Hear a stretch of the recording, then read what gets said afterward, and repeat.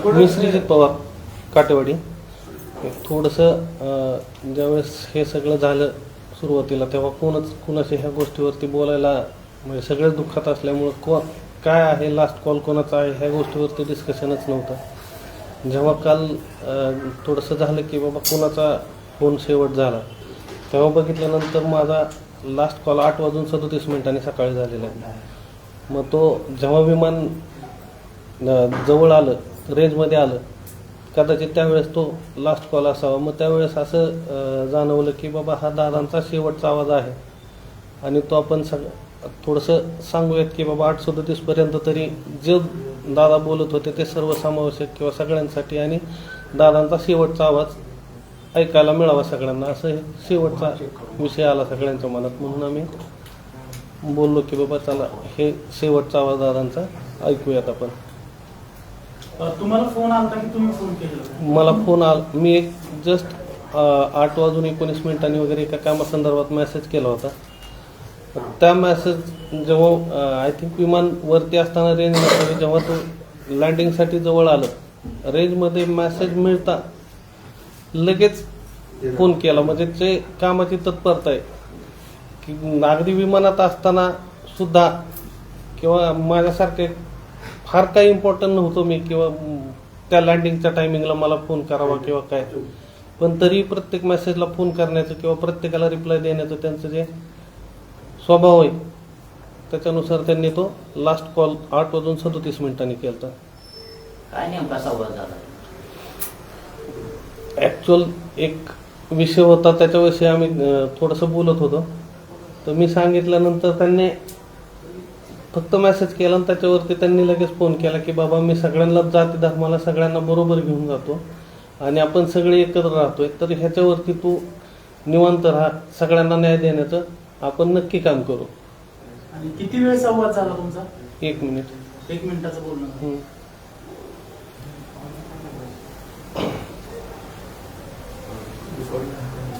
ते audio record आहे का तुमची? ऐकवा.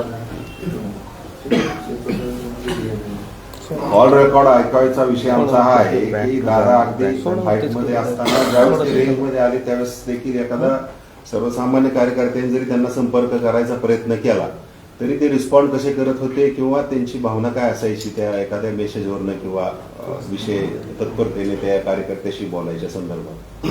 तुम्ही कॉलवर जे ऐकचाल तो विषय असा आहे की एका कार्यकर्त्याने त्याची काहीतरी भावना आहे ती कळवायचा प्रयत्न केला होता. दादा फ्लाईटमध्ये होते, फ्लाईट मोडमध्ये असल्यामुळं तो मेसेज त्यांना उशिरा मिळाला. आमचं असं म्हणणं आहे की दादा ज्यावेळेस एक सर्टन रेंज असते हाईटची त्याच्या खाली आले असतील फ्लाईट मोडमधनं ते कनेक्शन लागले असेल फोनचं त्यांनी तो मेसेज रीड केला आणि त्यांना विमानातनंच कार्यकर्त्याला संवाद करूशी वाटला. तो संवाद काय आहे तो आपण ऐकला. 2-3 वेळा प्ले करा ते असं. मला माहिती नसतं काही नसतं काहीतरी आम्ही पण सगळ्या जाती धर्माला बरोबर घेऊन जातो बाळा. आहे दादा म्हणजे मला जे वाटलं ते मी तुमच्या म्हणजे मान्य आहे परंतु त्याच्यात तसं नाही. आज आपण आता बरोबर आहे परंतु त्याच्यात माळी समाजाला मी जिल्हा परिषदेची उमेदवारी आता 15 सुप्या गटातनं देण्यात आहे. तिथं ओबीसी रिझर्वेशन तर बाकीच्यांनी दिलं नाही ते तर पक्षाने दुसरेच दिलेले त्या पद्धतीनं आपण केलेलं आहे. ओके चालेल दादा तुम्हाला जो योग्य वाटतं तो निर्णय अंतिम झाला. ठीक आहे ओके थँक्यू. ह्या बाजूला ठेवा आता एका अलीकडच्या बाजूला नाही ह्या अलीकडच्या बाजूला ठेवा.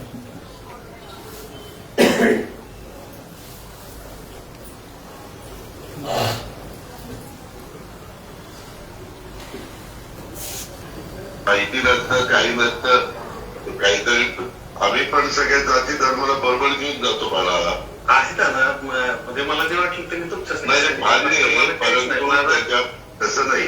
आज आपण आता बरोबर आहे परंतु त्याच्यात माळी समाजाला मी जिल्हा परिषदेची उमेदवारी आता 15 सुप्या गटातनं देण्यात आहे. तिथं ओबीसी रिझर्वेशन तर बाकीच्यांनी दिलं नाही ते तर पक्षाने दुसरेच दिलेले त्या पद्धतीनं आपण केलेलं आहे. तुम्हाला जो योग्य वाटतं तो निर्णय मध्ये एकदा ठेवा. अजून एकदा ठेव. मध्ये अजून एकदा ठेव. मटासोबत मटाला.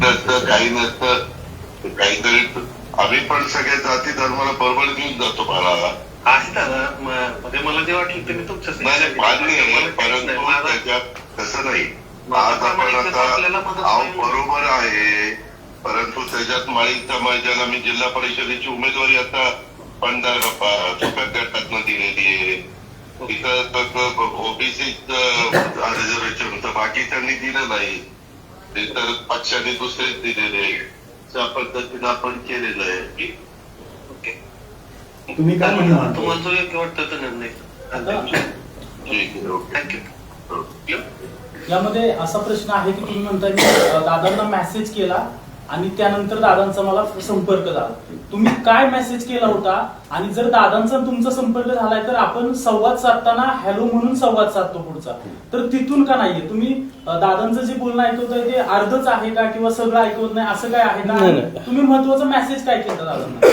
महत्वाचा हाच एक कामाचाच काय निवडीचा काय मेसेज काय होता होतं नेमकं तुमचं कारण माळी समाजाला सुप्या गटातून उमेदवारी दिली असं हे सगळं तुमचं बोलणं चाललंय मग मेसेज काय होता आणि कशावरून हा विषय निघाला एक निवडी संदर्भातलाच होता आणि त्याच्यात थोडस मेसेज निवडी मध्ये संदर्भातला म्हणजे कोणती निवड स्पष्टीकरण द्या.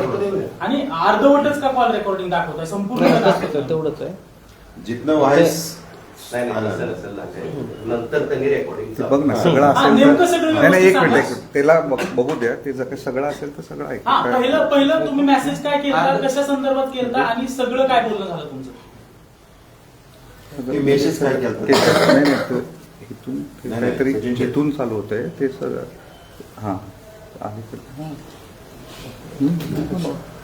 टाकून ऐका पहिल्यापासून होतो बाकी काही नव्हतं अगदी एक आम्ही ज्यावेळेस कधी डिस्कशन करू किंवा कधी आपण एखाद्या गोष्टीवरती सगळ्यांना न्याय देण्याचा प्रयत्न करू तर त्या संदर्भातला होता की बाबा एक आपण माळी समाजाला उमेदवारी देऊयात आपल्या बारामतीमध्ये NT समाजाचे आपण जिल्हा परिषदेला एक कॅन्डिडेट दिलेला आहे मार्केट यार्डला गावडे साहेबांना घेतलेला आहे चेअरमन म्हणून सातव साहेब आमचे नगराध्यक्ष आहेत तर एक आपल्यापासून एक माझा अधुरं ज्ञान होतं ॲक्च्युअल की मला असं वाटलेलं की आपण ओबीसी मधला माळी समाज हा देऊ शकलो नाही म्हणून मी तो मेसेज केला की दादा आपण एक माळी समाजाला संधी देऊया मग त्याच्यावरती त्यांनी सांगितलं की बाबा मी सगळीकडे न्याय देतोय आणि सगळ्या जाती धर्माला सगळ्यांना बरोबर घेऊन जातोय हा शेवटपर्यंतचा त्यांचा संदेश होता एवढंच आणि ते मला वाटलं की बाबा हे ऐकवावं किंवा जगाला कळावं की माणूस शेवटच्या श्वासापर्यंत सगळ्यांबरोबर होता सगळ्या जाती धर्माला घेऊन शेवटपर्यंत काम करण्याची इच्छा होती आणि ते त्यातच शेवटचा आवाज आणि तोच शेवटचा संदेश होता की सगळ्यांनी बरोबर सगळ्या जाती धर्माला घेऊन आपण पुढे जाऊयात म्हणून ते पुढे आणलं तुमचं पूर्ण नाव काय श्रीजित अरविंद पवार तुम्ही पदाधिकारी आहेत कार्यकर्ते पदाधिकारी नाही मी चुलत पुतण्या लागतो त्यांचा चुलत पुतण्या आजी दादा. त्याच्यामुळं मी कधी काय मला अडचण आली तरी मेसेज करायचो कधी कुठलं कशाचंही काम असेल सपोज मोठ्या लेवलचं असो किंवा छोट्या लेवलचं आपलं माझ्या परीने फक्त मी मेसेज करून ठेवायचो त्यांचा नेहमी अगदी कधी किती आज तुम्ही बघताय की फ्लाईटमध्ये असताना पण फोन केला अशा म्हणजे मलाच नाही सगळ्या सर्वसाधारण काय कुठलाही क्षुल्लक माणसाने जरी केला तरी त्याला तो रिप्लाय असायचा मग त्याचं हे एक समोर आहे मग अर्धवट कॉल रेकॉर्डिंग आहे जेव्हा दोन लोकांमध्ये संवाद होत असतो तेव्हा कॉल रिसीव्ह केल्यानंतर जो संवाद आहे तो संवाद नाहीये तो अर्धवट असल्यासारखा वाटतो तसं नाही नाही काय? त्यांच्याकडने ना तो मध्येच हे झालं ते दाखवतील तेवढ्यालाच चालू केलं ते दाखवतील ऐकवतील तो तिथूनच तुम्ही रेकॉर्डिंग चालू केलं. रेकॉर्डिंगच तेवढ्याला चालू केलं अगोदर दादांनी उचलला तेव्हा कॉल रेकॉर्डिंग चालू नव्हतं ऍक्च्युअल नंबर असल्यामुळे हॅलो म्हणलेच नाहीत ते हा आणि मग हाच विषय झाला की अरे बाळा मी तो मेसेज वाचलेला त्याच्यावर डायरेक्ट त्यांनी बोलायलाच सुरुवात केली दादांची एक पद्धत होती ही बोलायची पूर्ण कॉल रेकॉर्डिंग हो आहे हो की? हो. पूर्णच आहे दादा नेहमी बोलताना त्यांचा विषय पूर्णच बोलायचे समोरच्या व्यक्तीशी पूर्ण. त्यामुळे कॉल रेकॉर्डिंग पूर्णच आहे. फक्त काय की त्यांनी हॅलो म्हटलं नाही, आता नंबर असल्यामुळं आणि मीही नाही फ्लाईटमध्ये असल्यामुळं त्यांनी डायरेक्ट काय विषय वाचला आणि त्याच्या अनुसरूनच बोलायला चालू केलं. आमचं सांगायचं तात्पर्य हे की दादांचा जो शेवटचा कॉल आहे त्या कॉलवरून त्यांची सर्व समाजाविषयीची भावना किंवा त्यांचं मत काय असायचं आणि शेवटच्या क्षणापर्यंत त्यांच्या डोक्यात जाती धर्म किंवा ह्याच्याबद्दल स्पष्ट संकल्पना असायच्या. त्यांच्या डोक्यात कधी असं कुठल्या एका जातीला किंवा एका समाजाला विशिष्ट असं प्रायोरिटी देऊन किंवा विशिष्ट स्थान देऊन काम करायचं त्यांच्या डोक्यात कधी नसायचं. हा त्या संवादातनं समोर आलेला विषय आम्हाला तुम्हाला सांगायचा. टायमिंग किती वाजता 8:37 एक्झॅक्ट. 8:37 ते 8:38 म्हणजे साधारणतः 7-8 मिनिटाच्या अगोदर 7 मिनिटात. हां हे बघा हां 8:37 एक्झॅक्टली 8:37. 8:34 म्हणजे साधारण 10 मिनिटं. कधी कधी ते वायफायवर सुद्धा कॉलिंग होतं ना, विमानाच्या वायफायवर सुद्धा कॉलिंग फॅसिलिटी असते. नेहमी कदाचित तो फ्लाईट ज्यावेळेस तो एक तो दाखवतो.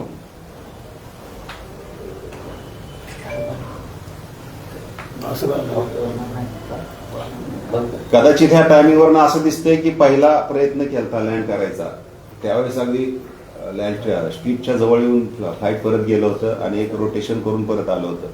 त्याला एक 10 मिनिटाचा स्पॅन गेला होता. 8 ते ब्लॅक बॉक्समध्ये 8:46 काहीतरी टायमिंग आहे. इम्पॅक्ट 8:46.